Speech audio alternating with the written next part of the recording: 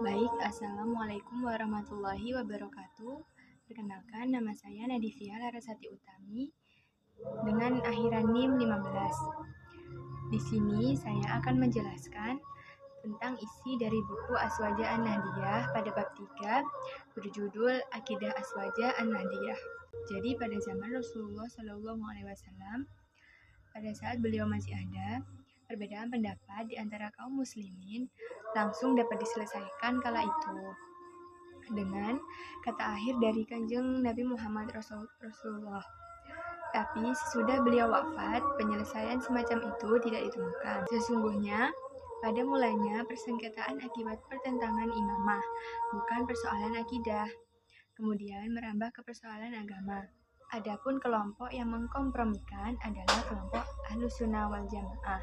Dua kelompok itu adalah Asy'ariyah yang didirikan oleh Imam Abdul Hasan al-Asy'ari yang lahir di Baghdad 260 Hijriah sampai 873 Hijriah. Wafat di Baghdad 324 Hijriah sampai 935 Hijriah.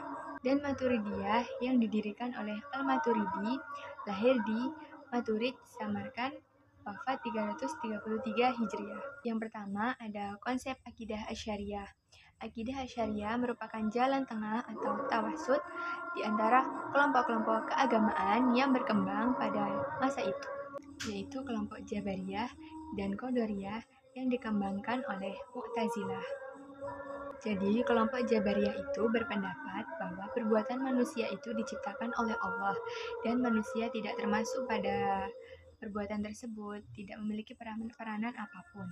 Sedangkan kelompok Qadariyah berpendapat bahwa perbuatan manusia itu diciptakan oleh manusia itu sendiri. Jadi, terlepas dari Allah. Di Jabariyah adalah kekuasaan Allah yang mutlak, sedangkan Qadariyah kekuasaan Allah yang terbatas. Jadi, masalah adanya sifat Allah, Mu'tazilah hanya mengakui sifat wujud Allah. Sementara Asy'ariyah berpendapat bahwa Allah memiliki sifat, walaupun sifat tidak sama dengan zatnya. Tetapi sifat adalah qadim dan azal. Yang kedua ada konsep akidah Maturidiyah. Pada prinsipnya, akidah Maturidiyah memiliki keselarasan dengan akidah Asy'ariyah.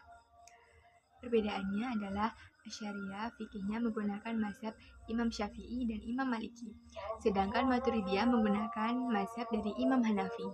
Sikap tawasud yang ditunjukkan oleh Maturidiyah adalah upaya perdamaian antara al-akli dan al-nakli. Sedikit membedakan dengan Asy'ariyah adalah pendapat Maturidiyah tentang posisi akal terhadap wahyu. Menurut Maturidiyah, wahyu harus diterima penuh, tapi jika perbedaan antara wahyu dan akal, maka akal harus berperan mentakwilkannya. Tentang sifat Allah, Maturidiyah dan Asy'ariyah sama-sama menerimanya. Namun, sifat-sifat itu bukan sesuatu yang beda di luar zatnya. Sifat tidak sama dengan zat, tapi tidak selain Allah. Misalnya, Tuhan Maha Mengetahui, bukanlah dengan zatnya, tetapi dengan pengetahuan atau ilmunya, ya'lamu bi'ilmihi. Ketiga, ada spirit ajaran Asy'ariyah dan Maturidiyah.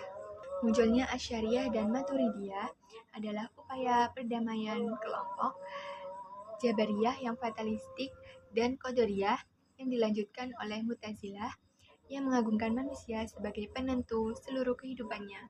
Medaritisme keduanya merupakan ciri dari kaum Ahlussunnah wal Jamaah. Aswaja menolak ajaran akidah yang dimiliki oleh garis keras, seperti Mu'tazilah yang memasarkan ajaran kepada orang lain dengan cara keras. Apabila tidak sepaham, dituduh musyrik dan harus dihukum. Contohnya seperti kasus Mihnah. Pada kasus itu, pemaksaan orang-orang Mu'tazilah kepada kaum muslimin untuk mengakui bahwa Al-Quran itu baru atau hadis. Karena itu, apabila terdapat kelompok garis keras, seperti FPI yang suka menyelesaikan persoalan kemungkaran publik dengan kekerasan dan pemaksaan. Itu bukanlah tabiat kaum Aswaja An-Nahdiyah. Sekian dari saya. Wassalamualaikum warahmatullahi wabarakatuh.